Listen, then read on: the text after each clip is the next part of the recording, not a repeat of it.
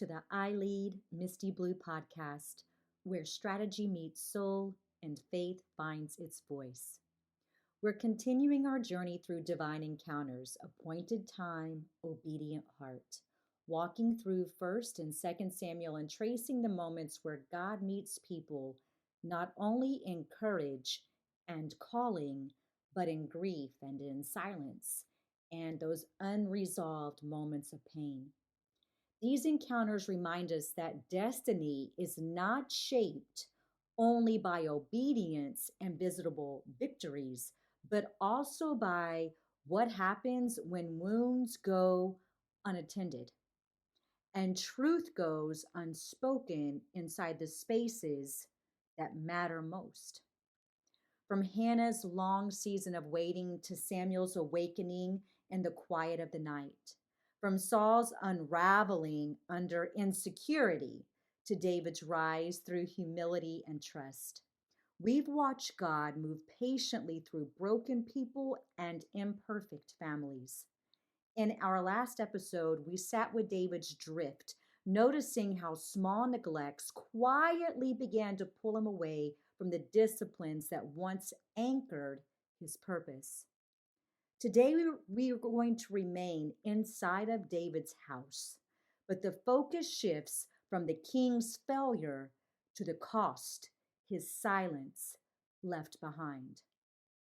This is episode 11, Heartbreak on the Run, Absalom, Rebellion, and Return. Because sometimes the deepest conflicts in our lives don't begin with rebellion.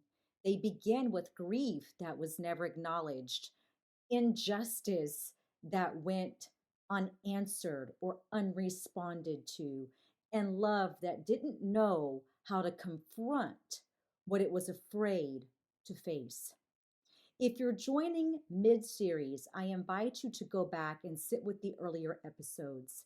These encounters build on one another because healing is rarely isolated and neither is harm. What is avoided in one season of your life often rises again to meet you in another.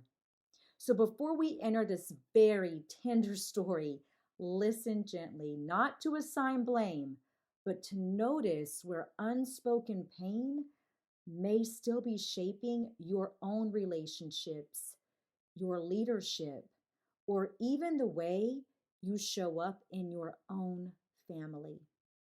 Pull up a chair, the table is set. The story begins inside of David's own family with his children, Amnon, Absalom, and their sister, Tamar. Tamar, the scripture says, was beautiful. She was obedient and she was trusting, and she was summoned into a moment that altered the course of her life and fractured her family beyond repair.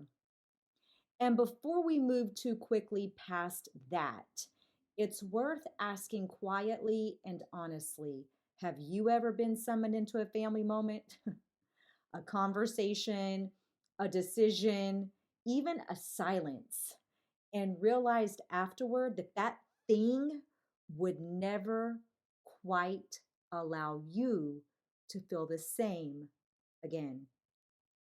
See, after Tamar's assault, scripture tells us that Tamar tore her garment and went to live in her brother Absalom's house as a desolate woman. I'm not going to go deeply into it, but the assault was rendered by her other brother, Amnon. So when we go back to her going to live or seeking refuge in Absalom's home as a desolate woman, that word matters. She was alive, but something essential had been stripped away. And the weight of what happened settled into silence. David was angry when he learned what Amnon had done, but David did nothing. No public justice, no rendering of a private confrontation, no restoration for Tamar.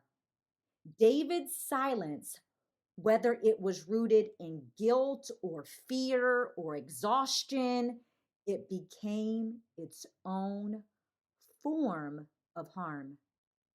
Many of us recognize that kind of silence, the kind where something wrong is acknowledged but never truly addressed, where people are aware but no one is willing to act, where anger exists but protection does not. Have you ever sat inside a family conflict like that? Present, maybe even invited, and yet deeply isolated because you already knew nothing was going to change. So the conversation, the confrontation, it didn't matter. It was essentially potentially wasted energy.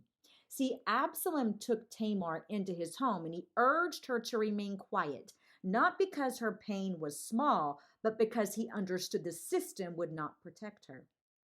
He watched his sister carry devastation with dignity while the other one who harmed her, Amnon, he remained untouched.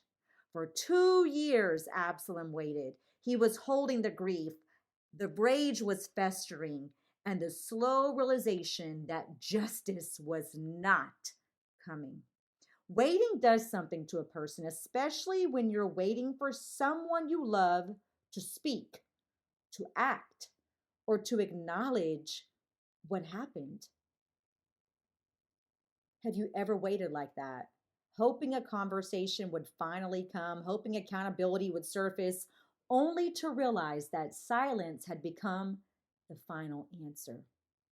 When justice didn't arrive, Absalom chose to do what? What many of us have chosen to do or would choose to do in the same situation. He took matters into his own hands and ordered Amnon's death. It wasn't a righteous act, and it didn't bring healing. In trying to avenge what had been ignored, Absalom stepped into the same pattern that had already wounded his family, acting without counsel and acting without responsibility and allowing the pain to dictate direction. Unaddressed grief rarely stays contained. It shows up in other places and eventually it demands expression, often in ways that cost far more than we ever intended. David was mourning Amnon's death, but he banished Absalom. One son honored in death, being mourned, while the other was rejected in life and banished. That moment splintered what remained of their relationship and set rejection into motion, planting seeds that would later rise up against the kingdom itself. And here the story becomes painfully familiar. Have you ever watched a family grieve what was lost while quietly rejecting who remained? Have you ever felt punished, not for what you did wrong, but for reminding someone of what they failed to handle? Absalom fled to Geshur and he lived there for 3 years. Through the intervention of who else? We've learned about Joab throughout this entire series, through Joab's intervention. And David eventually allowed Absalom to return to Jerusalem. But scripture is very careful with its language. Absalom lived in the city for 2 more years without ever seeing the king's face. So Absalom's living in his father's kingdom, but his father is never truly present with Absalom. Absalom was home, but not restored. He was present, but nothing had been reconciled. He was allowed proximity without intimacy, access without affection, and status without relationship. That kind of distance wounds deeply, especially when it comes from someone whose love you still crave.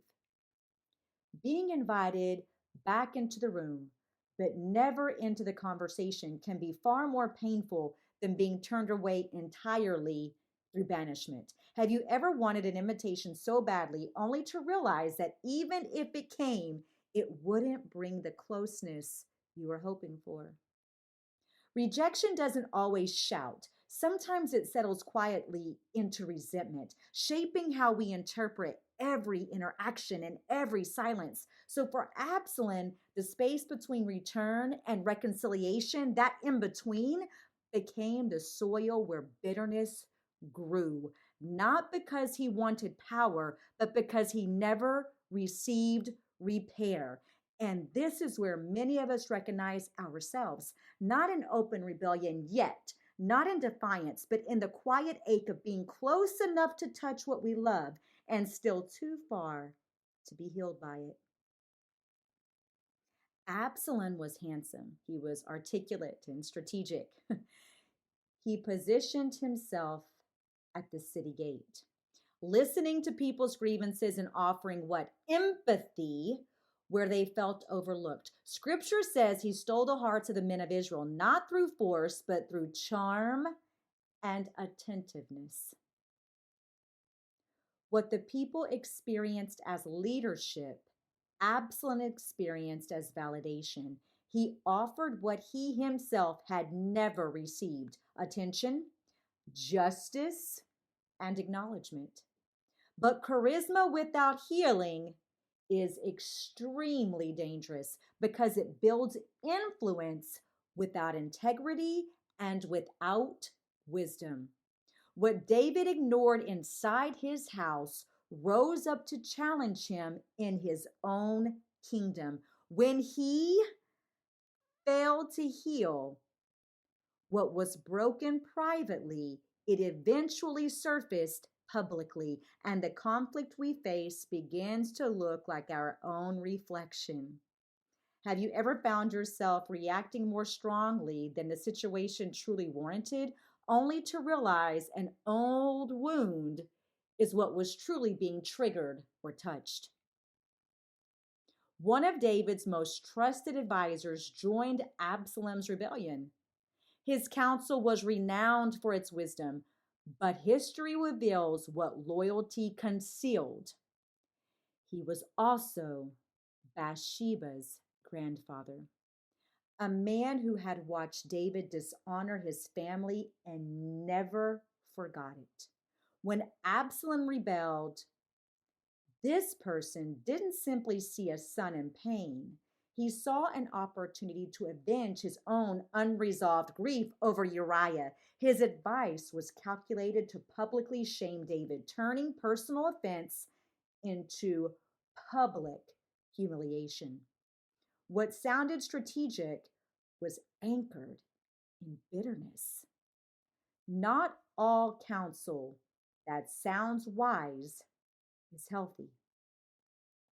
Some voices are driven not by discernment, but by wounds that were never healed. God sent Hushai to counter his advice, confusing Absalom's plan and protecting David. And then, when Bathsheba's grandfather realized his influence was broken, he took his own life. The through line here of that drift that happened in our last episode is so apparent. And bitterness always consumes its host first. Absalom was consumed with anger, consumed with bitterness, and so was Bathsheba's grandfather. This is why discernment matters, not just in what advice we receive, but in who we allow to shape our decisions when we're already hurting or in a place of frustration. When David learned that his own son was marching against him, he fled Jerusalem barefoot and went weeping. And along the way, a man named Shimei cursed him and threw stones. And David refused to retaliate, recognizing that humiliation had become part of his repentance. David understood something hard, something humble, and something holy. Sometimes the humiliation God allows is the humility that saves us. This was no longer about defending a throne. It was about a father reckoning with the cost of what he had failed to address. Have you ever experienced a season where God allowed you to be misunderstood, humbled, exposed, not to destroy you, but to return you to truth? Joab, here he is, the warrior who had fought loyally on behalf of David and carried all of David's burdens, remained steady. And when David commanded his men to deal gently with Absalom, Joab could not.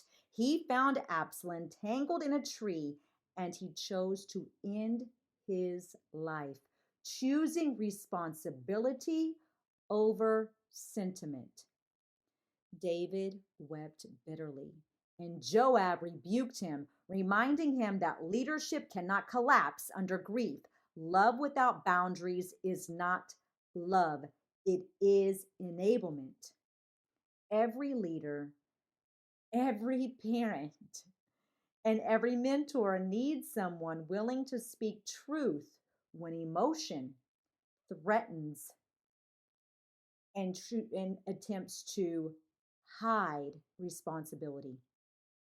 After Absalom's death, David returned to Jerusalem. Peace didn't come easily, though, but loyalty revealed itself again through Mephibosheth.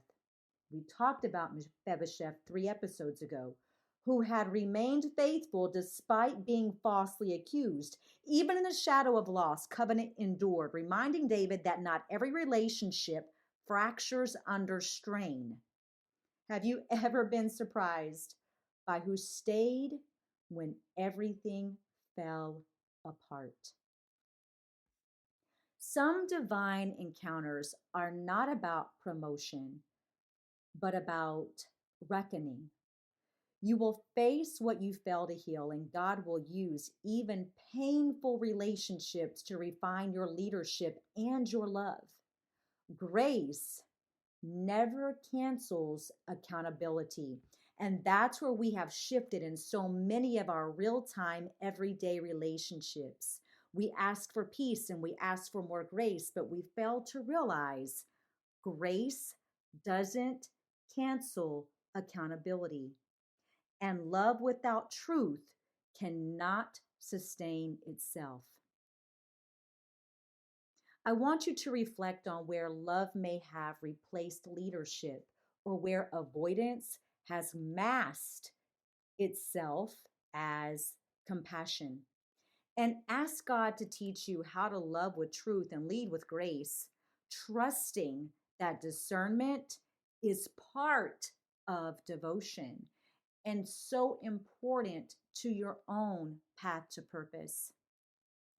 David's story through Absalom is not the story of a failed king, but a father learning to face what he himself helped create and to still trust God to redeem it. His family fractured, his kingdom shook, and his heart broke, but God did not withdraw his presence. Every encounter in this story, Tamar's silence, Absalom's rage, bitterness, and Joab's truth, and Mephibosheth's loyalty, it was divine because grace does not skip broken people. It sits with them until they remember exactly who they are called to be. Divine Encounters Appointed Time, Obedient Heart is streaming now wherever you listen to your favorite podcast and on YouTube. If this episode resonated with you, follow the podcast, share it with someone navigating family tension or unresolved grief, and leave a comment or review letting me know how you're experiencing this series. Your reflections help this table grow.